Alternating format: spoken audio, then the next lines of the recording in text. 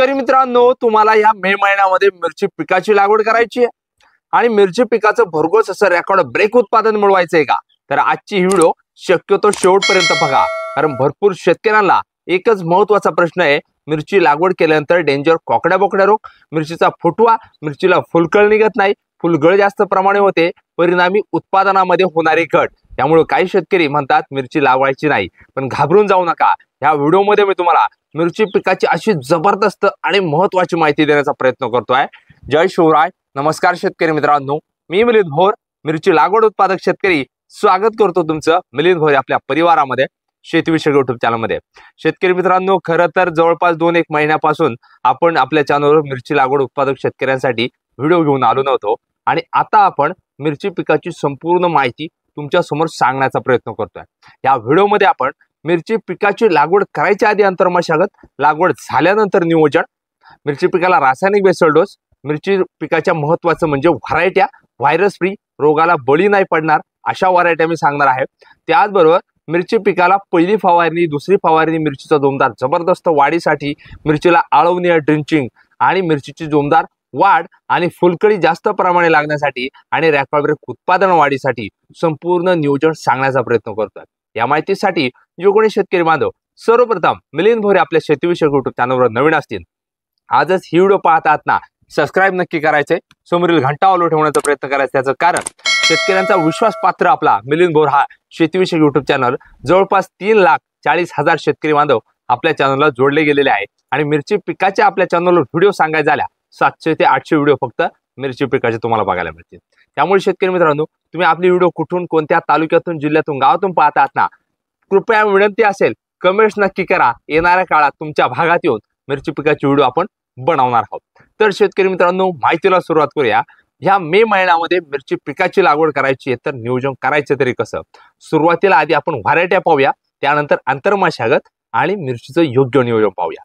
तर व्हरायट्या तुम्हाला सांगायचं झाल्या तर लांब तळायची मिरची, लांब हिरवी पोपटी मिरची येते आणि आखूड G4 सेगमेंट मध्ये ही मिरची येते आणि ढोबळी ही एक मिरची येते। म्हणजे 4 महत्त्वाच्या सेगमेंट मध्ये व्हरायट्या या मिरचीच्या मी तुम्हाला सांगतोय।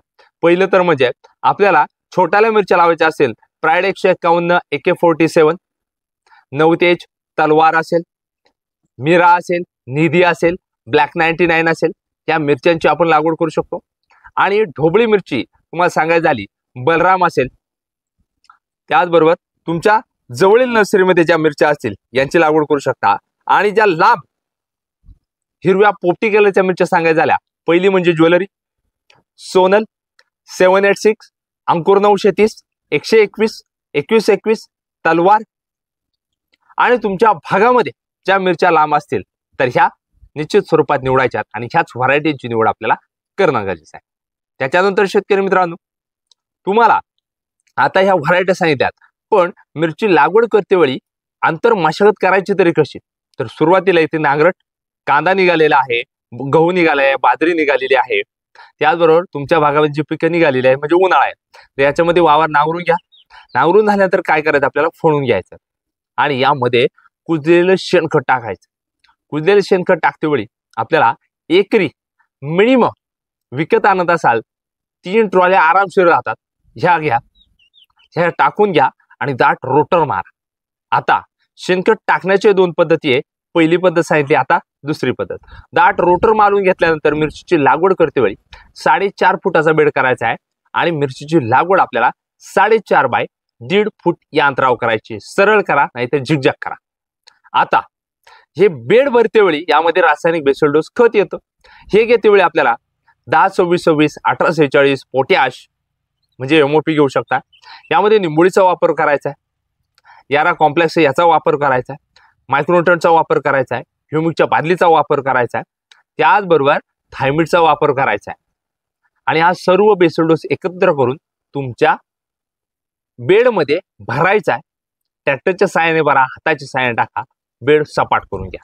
आता मल्चिंग आणि ड्रिप याचा वापर करायचा आपल्याला। मल्चिंग घेते वेळी 20 मायक्रॉन, ड्रिप घेते वेळी 20 mm चा ड्रिप घ्या, सबलाईन करा, स्प्रिंकलरचा आवश्यकरित्या वापर करायचा आहे। आता मिरची पिकाची लागवड करते वेळी मी व्हरायट्या सांगितलं तुम्हाला, पण ह्या रोपांची निवड करते वेळी 25 ते 30 दिवसांचं रोप असणं गरजेचं आहे. आणि लक्षात घ्या, नर्सरीतून रोपं येतानाच जबरदस्त तर दिसतात, पण आपल्याकडं आल्यानंतर ह्या रोपांना काय होतं, थ्रिप्स मावा, तुडतुडे, रसशोषक किडी, पांढरी माशीचा अटॅक जास्त प्रमाणे होतो, नागाळीचा अटॅक जास्त प्रमाणे होतो. याच्यासाठी काय करायचंय, ज्यावेळेस नर्सरीमधून आपण रोपं आणू ना, त्यावेळेस एक दिवस सावलीत एक दिवस उन्हात किंवा अर्धा दिवस सावलीत अर्धा दिवस उन्हात ठेवायचे. आणि यामध्ये आपल्याला काय करायचं आहे, नॉर्मल प्रमाणात एक्झाडोस, नीम ऑइल याची फवारणी करायची. लक्षात घ्या. आणि त्याच्यानंतर आपल्याला लागवडीला सुरुवात करायची. पण लागवड करतेवेळी आपल्याला काय करायचं, एकतर सकाळच्या टायमाला करा किंवा संध्याकाळच्या टायमाला करा, दुपारी अजिबात लागवड करायची नाही. लागवड करतेवेळी ड्रीप आपलं चालू ठेवायचं, कंटिन्यू चालू ठेवायचंय. बेड पूर्ण ओले झाले पाहिजे, खाली निधवा निघाला पाहिजे, अशा पद्धतीने बेड तयार करा. आता लागवड झाली आणि मिरचीला येते पहिली महत्वाची आळवणी ड्रिंकची. ही करतेवेळी आपल्याला काय करायचंय, ह्युमिक 22 रेग्युलर झाले बरं का. आता आपल्याला काय करायचंय, ट्रायकोडर्मा, सुडोमोनास, बॅसिलिस हे घ्यायचं आणि यामध्ये मायक्रोरायझा घ्यायचा. आपल्याला याची आळवणी पहिली करायची तिसऱ्या दिवशी. दुसरी आळवणी मिरची पिकाला करते वेळी आपल्याला काय करायचं, 1448 कॉम्पोस्ट खत आणि यामध्ये काय घ्यायचं, ऑर्गॅनिक कार्बन हे घेते वेळी एन कार्ब घ्या, रिचार्ज प्लस घ्या किंवा सिबॉन घ्या, हे घ्यायचंय. ही आळवणी 6व्या दिवशी करायची आणि तिसरी महत्वाची आळवणी 9व्या दिवशी करायची. आता ही करते वेळी आपल्याला काय करायचं, तर लक्षात घ्या, आपल्याला यामध्ये घ्यायचं आहे 19-19-19 नत्र, स्फुरद, पालाश तिन्ही घटक यामध्ये आपल्याला उपलब्ध होतात, हे घ्यायचं. किंवा तुम्ही काय करू शकता, व्हॅल्युम फ्लेक्सी प्लस यामध्ये पोषुराचं शक्तिमान हे घ्यायचं आणि याची आळवणी ड्रिंचिंग तिसरी महत्वाची 9व्या दिवशी काढायची.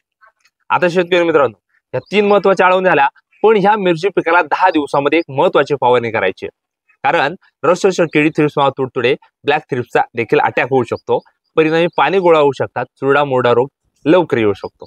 यासाठी काय करायचं, आपल्याला एक्झाडोस, नीम ऑइल याचा परत एकदा हात घ्यायचा किंवा तुम्ही प्लेन प्रोपेक्ट सुपर याचा देखील हात तुमच्या मिरची पिकावर घेऊ शकता. मित्रांनो, मिरची लागवड केल्यानंतर पहिली महत्वाची आळवणी, दुसरी महत्वाची आळवणी, तिसरी महत्वाची आळवणी आणि 10 दिवसामध्ये पहिली महत्वाची फवारणी, ही माहिती पाहिली. आता ह्या मिरचीची छोटाली रोपं मोठाली झालेली आहे, म्हणजे मिरची गेलेली तुमची 10 ते 15 दिवसांच्या दरम्यान. आता मात्र आपल्याला नत्र आणि फॉस्फरस युक्त खतांचा मारा करायचा, म्हणजे ठिबकने, ड्रिपने द्यायचे. ही देते वेळी 1261 ची 1 गोण घेऊन या, 1340-13 ची 1 गोण घेऊन या आणि यामध्ये कोरोमंडलची ग्रेड 1 ही घेऊन या, फिटसोल 18 नावाची येते ती. 4-4 दिवसाच्या अंतराने आपल्याला एकरी 5-5 किलो 150 लिटर पाण्यामध्ये द्यायचे. संध्याकाळी द्या किंवा सकाळी द्या, शक्यतो संध्याकाळी द्या. हे लक्षात घ्या, आलटून पलटून 4-4 दिवसाच्या अंतराने ही खतं गेलीच पाहिजे. ती जवळपास 50 दिवसापर्यंत द्यायची आपल्याला. कुणी काही म्हणून ही खतं द्या. नंबर 1 फुटवा, रेकॉर्ड ब्रेक फुलकळी आणि जबरदस्त फळधारणा लागलेली दिसून येणार आहे. त्याचबरोबर आपल्याला अधूनमधून फॉस्फरिक ऍसिड आणि 13-0-85 एकत्र करून सोडायचं. कारण काय होतं, काही शेतकरी म्हणतात फुलकळी लागली नाही, फुलच लागत नाही, फुलगळ होत आहे, ते असं होणार नाही. तसेच आपल्याला दर 8 दिवसातून एकदा ह्युमिक 22 टन तर हे पाट पाण्यातून किंवा ड्रिपने हे देणंच गरजेचं आहे. पांढऱ्या मुळ्या जास्त प्रमाणे चालल्या पाहिजे, आपटेक जास्त प्रमाणे झालं पाहिजे आणि जमिनीतली बुरशी नाहीशी झाली पाहिजे. तसेच तुम्ही ट्रायको, सुडोबॅसिलिस, मायक्रोरायझा हे देखील 8 दिवसातून 15 दिवसातून एकदा देऊ शकता, जेणेकरून जबरदस्त अपटेक होईल आणि मिरचीचा रेकॉर्ड ब्रेक फुटवा, फुलकळी, जोमदार जबरदस्त उत्पादन वाढीला मदत होणार आहे. आता सर्वात महत्वाचं म्हणजे भरपूर शेतकरी काय म्हणतात, मिरचीला डेंजर कोकड्या रोग येतो, तर हा येऊनच द्यायचा नाही ना आपल्याला. त्यामुळे सुरुवातीपासून फवारण्या सांगितल्यात, तरी देखील सांगतो आपल्याला काय करायचंय, महत्वाची कीटकनाशक घ्यायची, सोलोमनचा देखील वापर करायचा. त्याचबरोबर तुम्हाला जी अळी दिसत असेल तर याच्यासाठी आपल्याला स्पिंटोर डेलिकेट याचा वापर करायचा. आपल्याला बेनिवाचा एक हात घ्यायचा आहे, ग्रासियाचा एक हात घ्यायचा. अशा पद्धतीने नियोजन करायचं. मिरची पीक झिगझॅग पद्धतीने लावा किंवा सरळ पद्धतीने लावा, पण हे अशा पद्धतीने तुम्ही जर नियोजन करत असाल ना, निश्चित स्वरूपात आपल्याला जबरदस्त फायदा झालेला एकंदरीतच बघायला मिळणार आहे. त्यानंतर शेतकरी मित्रांनो, ज्यावेळेस आपली मिरची चालू होईल, पहिला तोडा 50-60 दिवसांनी चालू होईल, त्यावेळी 052 होती 0050 म्हणजे फॉस्फरस आणि पोटॅशयुक्त खतांचा वापर करायचा, जेणेकरून फुलकळी लागणार आहे, फळधारणाही जास्त प्रमाणे होणार आहे आणि अधूनमधून निमॉइल रोगार, निमॉइल कराटे, एक्झाडोस असेल याचा देखील वापर करायचा आहे. आणि अशा पद्धतीने हे नियोजन करणं गरजेचं आहे, तरच तुम्ही मिरची पिकामध्ये सक्सेसफुल ह्या मे महिन्यामध्ये 100% होणार आहेत. आणि बाजारभावाचा विचार केला तर मी म्हणतो तुम्हाला 30 रुपये किलो जरी मिरची गेली आणि 5 तोड्यामध्ये जरी भांडवल आपलं वसूल झालं, तिथून पुढचे पैसे बॅलन्स राहतात आणि निश्चित स्वरूपात शेतकरी ह्या मिरची पिकातून भरघोस उत्पादन मिळून मालामाल होऊ शकतो.